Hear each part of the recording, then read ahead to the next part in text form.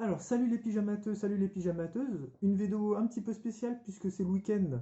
Donc, on va parler de maths, mais pas trop quand même. En fait, l'objectif de cette vidéo, c'est de vous présenter cette annonciation d'un peintre italien qui s'appelle Del Cosa. Donc, dans cette annonciation, on voit qu'il y a un escargot qui est représenté au premier plan. Et la question, c'est pourquoi est-il là? Où est-il? Que fait-il ici? Pourquoi est-il là? Bien alors, très rapidement, pourquoi est-ce que l'escargot est ici? Eh bien en fait, pour comprendre cette annonciation, on a l'archange Gabriel, on a la Vierge là ici, il vient lui annoncer qu'elle est enceinte, elle est évidemment surprise puisqu'elle n'a jamais fait l'amour avec Joseph. Et donc là ici, on a son geste de la main qui exprime la surprise. Pourquoi cet escargot? Eh bien pour le comprendre, il faut déjà euh, noter une chose, c'est qu'il est très très gros. Notamment par rapport à la taille de la Vierge, on voit qu'il est immense. Mais c'est normal parce qu'il est situé en avant. Donc la question c'est quelle taille ferait-il s'il était à la même profondeur que la Vierge? Pour ça, il faut commencer par tracer des lignes de fuite. Là, ici, là, je les appuie sur des bords là, ici, qui vont vers la profondeur. Trouver le point de fuite. Et une fois qu'on a le point de fuite, on peut là, ici, là, faire la même chose avec l'escargot pour savoir s'il était à cette profondeur-là, quelle taille il ferait. Et bien, il fait la taille qui va de I à J. Voilà, il serait beaucoup plus petit puisqu'il est en profondeur. Enfin, pas beaucoup plus petit, mais plus petit. Maintenant, la question c'est comment faire pour le comparer avec la Vierge. Alors je vais le translater, non, le redresser, le translater et voir combien de fois il tient. Rotation, ici, ça y est, rotation, translation, et on commence à le remonter. On le remonte, translation, translation, translation, et il tient 1, 2, 3, 4, 5, 6, 7, 8, 9 fois. 9 fois. La Vierge mesure 9 fois l'escargot.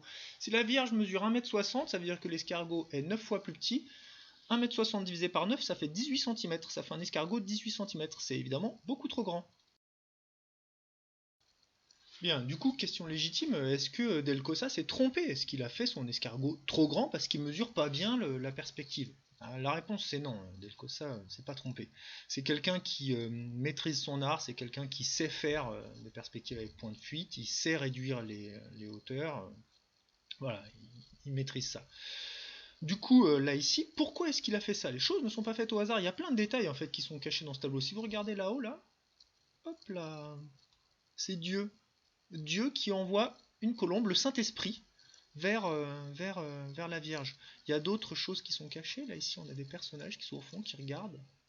On a un joli paysage, là, un paysage rêvé, mythique. Là, très beau. Un chien qui est là, souvent symbole de fidélité, le chien. C'est pas un symbole négatif en peinture. Les très belles ailes de l'archange Gabriel.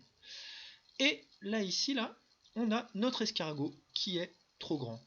Et bien, en fait, ce qu'il faut comprendre, c'est que l'escargot n'est pas dans le tableau. Il n'est pas à l'échelle, il ferait 18 cm. Il ne peut pas être dans le tableau, il est en dehors en fait. Il est dans notre monde à nous, il est sur le cadre. Il rampe sur le cadre qui sépare le tableau de la prédelle. C'est un tableau d'hôtel, cette partie basse là, ça s'appelle une prédelle. Ça. Du coup, notre escargot, il est chez nous. Il n'est pas dans le monde représenté, il est dans le monde réel. Il est dans notre monde à nous. Du coup, comme nous, il doit passer lentement devant le tableau. Cet escargot, c'est une invitation à passer devant le tableau, lentement comme un escargot, pour bien le regarder. Alors le dernier détail qui est intéressant dans ce tableau, c'est la position de l'archange par rapport à la Vierge. On a la Vierge, on a l'archange, il est en train de faire un geste de la main, il lui parle, il y a des annonciations où on voit les mots qui sortent de sa bouche sur un petit parchemin, sur un phylactère. C'est l'ancêtre de la BD en fait, hein, ce phylactère. Là ici, il a ce geste de la main, on voit qu'il est en train de lui, qu'il est en train de lui parler, mais il n'est pas situé du tout n'importe comment. En fait, là ici, là, quand on regarde le pied de l'archange Gabriel et le pied de la Vierge, on s'aperçoit que entre deux, il y a un poteau, il y a une colonne. C'est un symbole important la colonne hein, dans la religion catholique. Là ici, là, la colonne qui soutient l'église, ce genre de choses-là. Mais là, ici, là, en plus, la colonne empêche la Vierge de voir l'archange. Il faut comprendre que c'est pas une apparition physique, c'est une apparition spirituelle. Il lui donne un message spirituel. Elle ne peut pas le voir, elles ne font pas partie du même monde. Donc là, ici, là, même pour les gens de l'époque, c'était clair que, bien que croyant, on n'avait pas de révélation physique. On n'allait pas croiser des anges dans la rue, ça se passait pas comme ça. Donc quand on a des révélations, ce sont des révélations spirituelles encore une fois, on a le monde physique représenté, le monde spirituel représenté, et notre monde physique à nous. Voilà, j'espère que c'était clair, et puis que du coup vous avez compris que la position de l'escargot, c'est pas en bas à droite, c'est en dehors du tableau. Il est en fait en dehors du tableau. Alors, du coup, où étaient les maths dans cette vidéo? Eh ben, un peu partout, puisque à partir du moment où vous avez une perspective avec point de fuite, là ici, là, ce sont des mathématiques, c'est quelque chose de très géométrique. Vous avez les lignes de fuite qu'on a construites, sont ces droites qui sont perpendiculaires au plan de devant et qui vont vers la profondeur, qui se croisent en un point de fuite F qui est unique. Dans ce tableau-là, il y a les tableaux où il y a plusieurs points de fuite. Ensuite, eh bien, vous avez un effet de réduction. Donc, comment est-ce qu'on fait ça? C'est quelque chose qui a demandé beaucoup de recherche. C'est en fait de la géométrie projective. C'est très complexe mathématiquement parlant, mais voilà, les Flamands et les Italiens ont réussi à découvrir ça. Enfin, on a des transformations géométriques au moment où l'escargot est redressé comme ça, c'est une rotation de la tête de l'escargot. Après, on avait des translations, qui sont des mouvements de glissement, et des translations avec un vecteur qu'on répète plusieurs fois de suite. Le vecteur vertical qui servait à faire la translation était utilisé 9 fois de suite. Donc les vecteurs, ce sont des objets géométriques qui ont une direction, un sens et une longueur, qui permettent de dire le long de quelle droite vous faites votre glissement.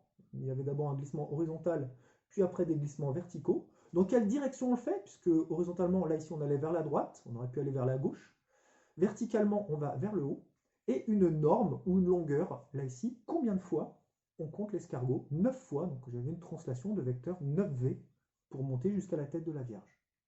Voilà, j'espère que ça vous a plu, que ça vous a intéressé. Tout ça, c'est issu d'un bouquin de Daniel Arras, qui est hyper intéressant, qui s'appelle Histoire de peinture. Il y a beaucoup d'autres choses. C'est un bouquin qui se lit très très bien. Vraiment, je vous le conseille. Voilà. Et je l'ai en double, donc s'il y a quelqu'un qui veut, je peux lui en filer un. Faut me croiser, mais vous me demandez gentiment et je pourrais vous le donner. Voilà, je vous souhaite un très bon week-end. À bientôt.